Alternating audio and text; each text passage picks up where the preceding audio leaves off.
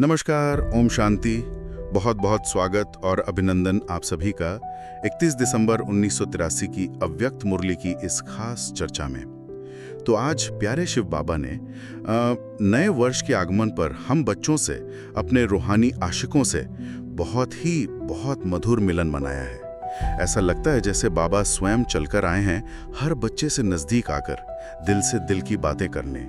बाबा जैसे मधुबन के सागर किनारे अपने दूर दूर से आए बच्चों से मिलने आए हैं। कितना स्नेह है ना, कितनी परवाह है बाबा को हम सबकी। हाँ बिल्कुल।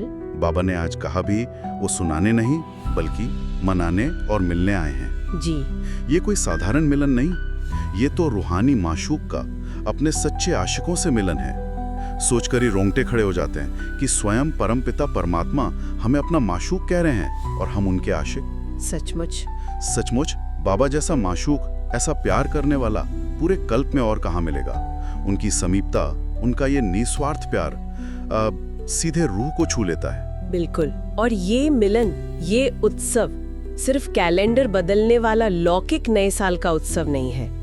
बाबा हमें एक बहुत गहरी स्मृति दिला रहे हैं। वो याद दिला रहे हैं कि हम ब्राह्मण आत्माओं के लिए तो पूरा संगम युग ही नया युग है। हाँ, पूरा संगम युग। जिस घड़ी हमने बाबा को पहचाना, जिस पल हम ब्राह्मण बने, उसी क्षण से हमारा नया युग, नया संसार, नया जीवन, यहाँ तक कि नया दिन और नई रात सब शुरू हो गया। ये वो अलौकिक नया युग है जिसकी प्रालब्धि, जिसका फल भविष्य का स्वर्णिम सतयुग है। तो ये केवल तारीख का बदलना नहीं, ये चेतना का, हमारे अस्तित्व का ही कायाकल्प है। हाँ, और बाबा ने वो गीत भी याद दिलाया, जाग सजनिया जाग नवयुग आया।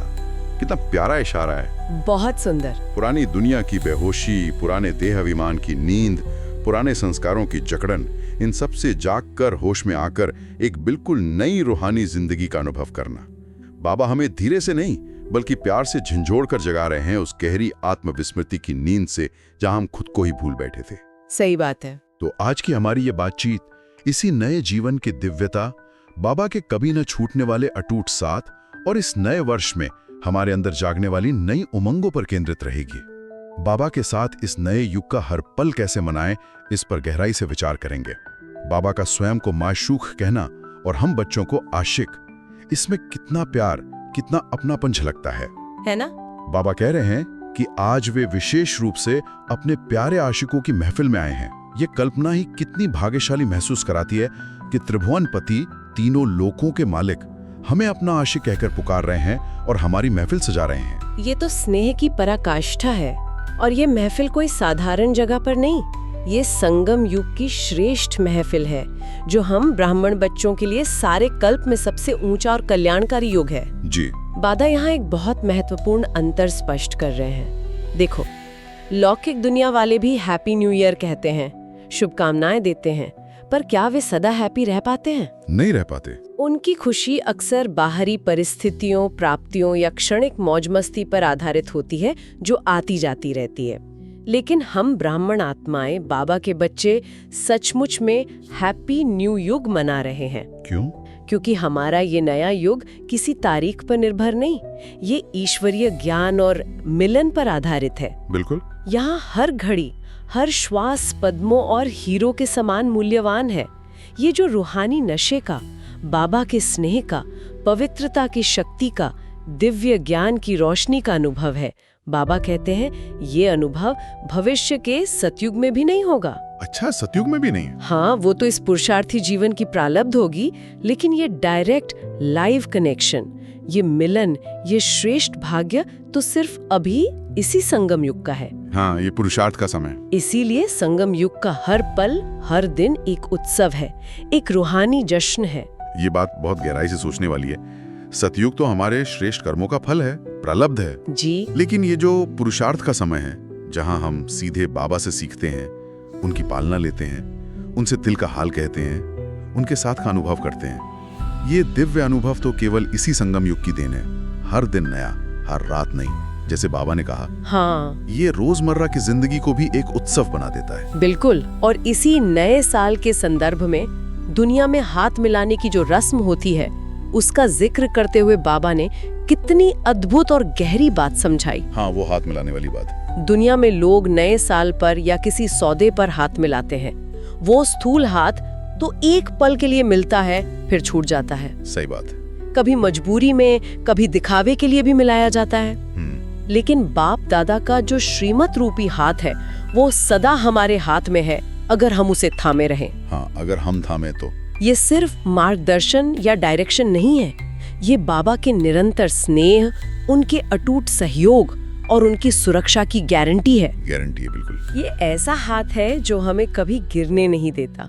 जैसे कोई बच्चा चलते चलते थक जाए या लड़खड़ाए, तो पिता कैसे उसका हाथ कसकर पकड़ लेता है, उसे सहारा देता है। हाँ, बिल्कुल। वैसे ही बाबा का ये श्रीमद रूपी हाथ हमें माया के तूफानों में, पुरुषार्थ की चढ़ाई में सदा थामे रखता है, हिम्मत देता है, कभी अकेला महसूस नहीं होने देता। और फिर बाबा कितने प्यार से लेकिन दृढ़ता से पूछ भी रहे हैं, सभी आशिकों ने हाथ तो पक्का पकड़ लिया है ना, ढीला तो नहीं है? हाँ, ये सवाल सीधा रूह से पूछा जा रहा है। इसमें उलाहना नहीं, लेकिन एक गहरा आत्मचिंतन जरूर है।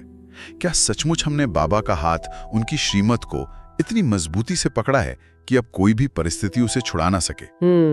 और जो कभी छोड़ते, कभी पकड़ते हैं, जो कभी जोश में आते, कभी ढीले पड़ जाते हैं, उन्हें भी बाबा कितनी उदारता से, बिना किसी शर्मिंदगी के स्वीकार करते हुए कहते हैं कि अगर कोई कमजोरी है तो साफ साफ बाबा को बता दो। सच बोलने से, दिल साफ रखने से आधा विघ्न तो वैसे ही खत्म हो जाता है। कितनी पारदर्शिता, कितना रहम और कितना प्यार है बाबा का। बहुत ज्यादा।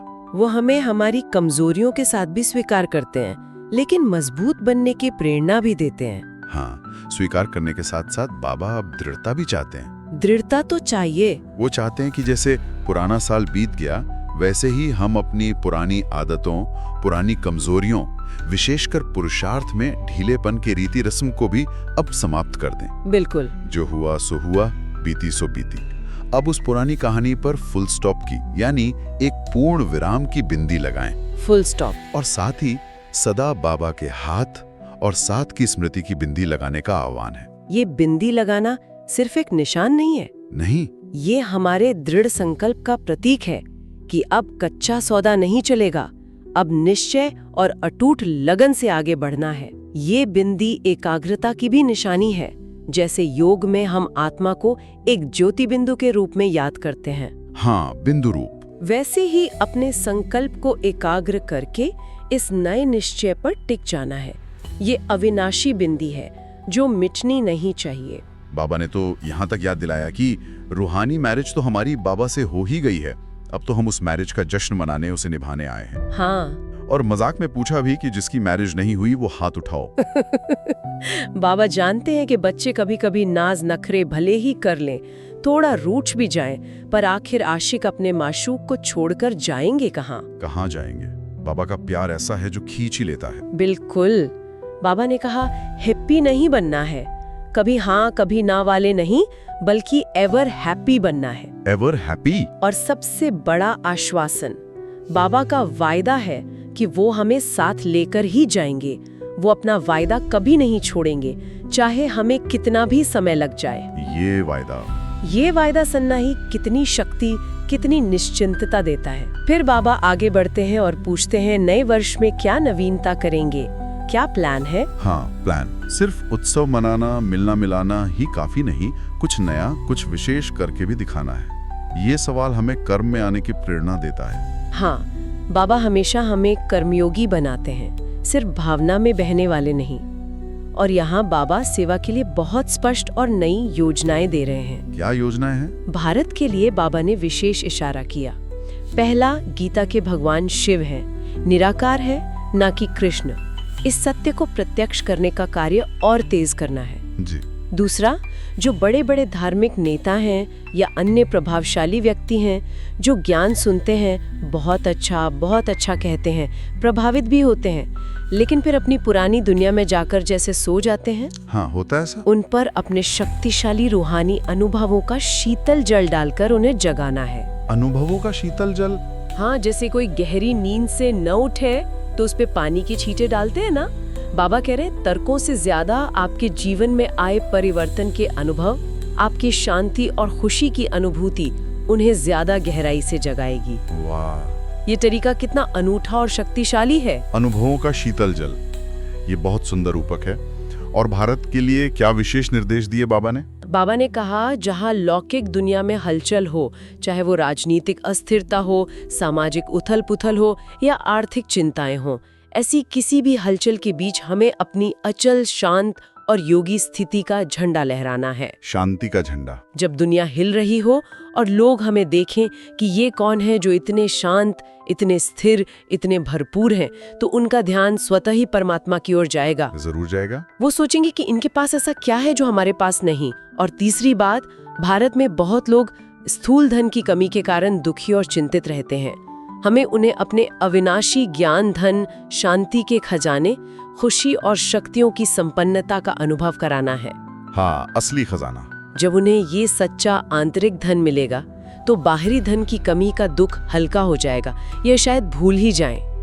बाबा कहते हैं कि भारतवासी विशेष रूप से जीवन परिवर्तन की कहानियों और अनुभवों से बहुत आकर्षित होते हैं, क्योंकि यहाँ कथा कहानियां सुनने सुनाने की परंपरा है। हाँ, ये तो है। तो हमें अपनी और दूसरों की शक्तिशाली परिवर्तन की सच्ची कहानियां सुनाकर सेवा करनी है। वाह, कितनी प्रैक्टिकल और गहरी समझ है बाबा की, भारतीय मानसिकता की।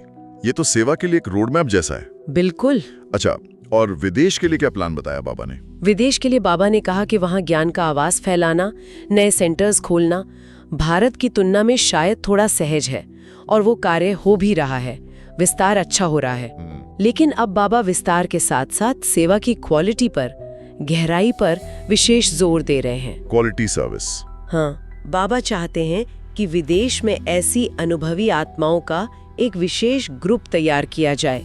बाबा ने उसे नाम भी दिया, वारिस क्वालिटी सेवाधारी ग्रुप। वारिस क्वालिटी सेवाधारी ग्रुप। ये वो आत्माएं हों जो ज्ञान में गहरी हों, जिनका बाबा से समीप का संबंध हो, जिनके अपने जीवन परिवर्तन के अनुभव बहुत शक्तिशाली और प्रत्यक्ष हों। ये सिर्फ संपर्क वाले नहीं, बल्कि गहरे रूहानी संबंध वाले सेवाधारी हों। जी। और फिर ये विशेष क्वालिटी वाला ग्रुप भारत में आकर यहाँ के राजनेताओं, धर्मगुरुओं और अन्य प्रमुख लोगों को अपने शक्तिशाली अनुभवों से परमात्मा का अनुभव करने की तीव्र इच्छा उत्पन्न करा सकें। अच्छा, विदेश से भारत में सेवा। हाँ, यानी विदेश में तैयार हुई अनुभवी आत्माएं भारत की सेवा के विशेष निमित्त बने। ये एक तरह से ज्ञान का प्रत्यावर्तन, नॉलेज एक्सचेंज जैसा है। ये तो सच में बहुत ऊंची प्लानिंग है। वारिस क्वालिटी सेवाधारी ग्रुप, है ना? इसका मतलब ये सिर्फ सेवा करने वाले नहीं, बल्कि वो जो बाबा के सच्चे वारिस होने के नशे, अधिकार और अनुभव से भरपूर हों। बिल्कुल। ऐसी आत्माओं का प्रभाव कितना गहरा पड़ेगा। और नए वर्ष के अवसर पर भला बाबा खाली हाथ कैसे आ सकते हैं? हाँ, तोहफा तो बनता है। बाबा हम बच्चों के लिए सबसे अनमोल तोहफा लेकर आए, वरदानों की माला। वरदानों की माला। बाबा ने अपने हाथों से हमें ये वरदानों की माला पहनाई है। इससे बड़ा और कीमती उपहार और क्या हो सकता है? सचमुच ये सबसे श्रेष्ठ सौगात है। जैसे लौकिक जगत में कोई विशेष सेरेमनी होती है, वरमाला पहनाई जाती है, वैसे ही बाबा ने हम सभी रूहानी बच्चों को अविनाशी वरदानों की माला पहनाई है। हाँ। और ये वरदान कितने शक्तिशाली और जीवन बदलने वाले हैं। पहला वरदान, सदा स्वयं संतुष्ट रहो और अपने संपर्क में आने वाली हर आत्मा को भी संतुष्ट करो। संतुष्टता सबसे बड़ा खजाना है। संतुष्ट रहो और करो। दूसरा, आपके हर संकल्प में, हर बोल में और हर कर्म में दिव्यता और विशेषता हो। अब साधारणता समाप्त, हर क्षण विशेष हो, हर कर्म में विशेषता। तीसरा, सदा सरल स्वभाव वाले, सरल बोलने वाले और सरलता संपन्न कर्म करने वाले बनो। बाबा कहते हैं, सहजता और सरलता ही महानता की निशानी है। सरलता। चौथा, सदा एक बाप की श्रीमत पर चलो। एक बाप से ही अपने सर्व संबंध जोड़ो। एक बाप से ही सर्व प्राप्तियां अनुभव करो। और इस एकता के आधार पर सदा एक रस स्थिति में स्थित रहो, अनेक मतों से मुक्त। एक कीमत पर। पांचवा, सदा खुश रहो। खुशी का ये अनमोल खजाना दिल खोलकर बांटो। अपने चारों ओर खुशी की लहरें फैलाओ। चेहरा सदा खिला हुआ, हर्षित मुख रहे। खुशी बांटो। और छठा, अंतिम वरदान, सदा बाप की याद में रहो और इस याद की शक्ति से अपनी स्थिति और सेवा में निरंतर वृद्धि को पाते रहो। याद ही उन्नति का आधार है। याद और वृद्धि, ये वरदानों की माला। बाबा ने कहा है इसे सदा अपने साथ रखना है। सदा? सिर्फ सुनना नहीं, बल्कि रोज इन्हें याद करना, इन पर विचार करना और इनका स्वरूप बनने का पुरुषार्थ करना। ये कितनी बड़ी जिम्मेदारी और कितनी बड़ी सौगात है। हाँ, पुरुषार्थ तो करना पड़ेगा। ये सफल जीवन का आधार है। बिल्कुल। और मुरली के बाद जब बाबा अलग अलग समूहों से, पार्टियों से मिले, तो उन्होंने कुछ और महत्वपूर्ण धारणाओं पर भी बल दिया। हाँ, वो मुलाकातें भी, जो इन वरदानों को जीवन में उतारने और नए वर्ष के संकल्पों को और भी पक्का करने में मदद करती हैं। ये मुलाकातें भी मुरली जितनी ही महत्वपूर्ण होती हैं। हाँ, वो अंश भी बहुत प्रेरणादायक और शक्तिशाली हैं। जैसे बाबा ने पुण्य आत्मा बनने पर कितना जोर दिया। हाँ, बाबा ने स्पष्ट किया कि इस संगम युग में सबसे बड़ा पुण्य कर्म है किसी आत्मा को बाप का सत्य परिचय देना और उसे बाप का बनाना, उसे अंधेरे से रोशनी में लाना। सबसे बड़ा पुण्य। ऐसी पुण्य आत्मा ही सदाकाल के लिए पूजनीय बनती है। दुनिया में लोग अल्पकाल के पुण्य करते हैं, जिनका फल भी अल्पकाल का होता है, पर ये परमात्मा परिचय देने का अविनाशी पुण्य हमें अविनाशी प्रालब्ध दिलाता है। जी, हर संकल्प पुण्य का है, हर बोल पुण्य का है, हर कर्म पुण्य का है। कहीं समय, संकल्प या शक्ति व्यर्थ तो नहीं जा रहे। चेकिंग। क्योंकि पुण्य आत्मा को खुशी दिलाता है, रूहानी आनंद देता है, और पाप, जिसमें सूक्ष्म देह अभिमान भी शामिल है, हमारी खुशी को चुरा लेता है, भारीपन लाता है। बाबा ने कहा, अगर खुशी गुम होती है, चेहरा उदास होता है, तो जरूर समझना चाहिए कि जाने अनजाने कोई न कोई अंश मात्र पाप कर्म हुआ है। अच्छा, ये कनेक्शन है। हाँ, इसलिए सदा पुण्य आत्मा भव के वरदान को याद रखकर हर कर्म करना है। ये चेकिंग पॉइंट बहुत महत्वपूर्ण है। खुशी गायब तो पाप का अंश। फिर बाबा ने निश्चय बुद्धि विजय रत्न बनने की बात भी कही। निश्चय की क्या भूमिका है? बाबा ने इसे फाउंडेशन बताया। फाउंडेशन? जैसे मजबूत नींव पर ही मजबूत इमारत खड़ी हो सकती है, वैसे ही निश्चय ही विजय का आधार है। जहाँ निश्चय है, वहाँ विजय निश्चित है, स्वतः है। निश्चय तो विजय। अगर पुरुषार्थ में विजय का अनुभव नहीं हो रहा, बार बार गिर रहे हैं, तो समझना होगा कि निश्चय में ही कहीं ना कहीं कमी है। या तो स्वयं की शक्तियों में निश्चय कमजोर है, या सर्वशक्तिमान बाप में निश्चय ढीला है, या इस ज्ञान की सत्यता पर पूरा निश्चय नहीं है। कहीं ना कहीं निश्चय का फाउंडेशन अगर अचल होगा, तो हमारे कर्म रूपी बिल्डिंग भी अचल और मजबूत बनेगी। बाबा ने ये भी कहा कि माया को दुश्मन की तरह जानकर उससे सेफ रहना है। जानकर सेफ? जैसे कच्चे नरम पत्तों को चिड़िया आसानी से खा जाती है, लेकिन पक्के मजबूत पत्तों को नहीं खा पाती। वैसे ही अगर हम ज्ञान में, निश्चय में, याद में पक्के बनेंगे, तो माया रूपी चिड़िया हमारा कुछ नहीं बिगाड़ सकती। पक्के बनो। कल्प कल्प के विजयी है, ये स्मृति हमें समर्थ बनाती है और निश्चय को दृढ़ करती है। और शांत स्वरूप आत्मा बनने पर भी बाबा ने बहुत जोर दिया। आज की दुनिया में इसकी सबसे ज्यादा जरूरत है। बिल्कुल, बाबा ने हमें हमारा असली स्वधर्म याद दिलाया, शांति। स्वधर्म, शांति। और हमारा कर्तव्य भी याद दिलाया, विश्व में शांति की स्थापना करना। तो जो विश्व में शांति स्थापन करने वाले हैं, उन्हें पहले स्वयं शांति का स्वरूप बनना होगा। पहले स्वयं शांति के जीते जागते देव और देवी बनना है। जैसे ही हम इस स्वधर्म में टिकते हैं, अशांति की पुरानी दुनिया जैसे पीछे छूट जाती है। और बाबा ने एक बहुत सुंदर बात कही, जहाँ शांति है, वहाँ माया आ ही नहीं सकती। माया आ नहीं सकती। जैसे जहाँ भरपूर रोशनी है, वहाँ अंधकार का अस्तित्व ही नहीं हो सकता। शांति हमारा सुरक्षा कवच है। सुरक्षा कवच। हमने आधा कल्प की अशांति को अब सदा के लिए विदाई दे दी है, ये निश्चय रखना है। और आखिर में जो शायद सबसे महत्वपूर्ण है, सदा बाप का साथ। हाँ, बाबा ने पूछा, क्या सदा बाप के साथ का अनुभव करते हो? करते हैं। क्योंकि जहाँ सर्वशक्तिमान बाप का साथ है, वहाँ सर्व प्राप्तियाँ सहज ही अनुभव होंगी। सहज प्राप्ति? बाप दाता है, देने वाला है, तो जहाँ वो होगा, वहाँ प्राप्तियाँ तो साथ होंगी ही, कमी का अनुभव हो ही नहीं सकता। बिल्कुल। जो आत्मा इस साथ के अनुभव से भरपूर रहती है, वही हर परिस्थिति में अचल अडोल रह सकती है। बाबा हमें याद दिला रहे हैं कि जब दाता स्वयं आकर सब कुछ दे रहा है, तो हमें थोड़ा बहुत लेकर संतुष्ट नहीं हो जाना है। नहीं, पूरा लेना है। पूरा लेना है, अपना पूरा वर्षा लेना है।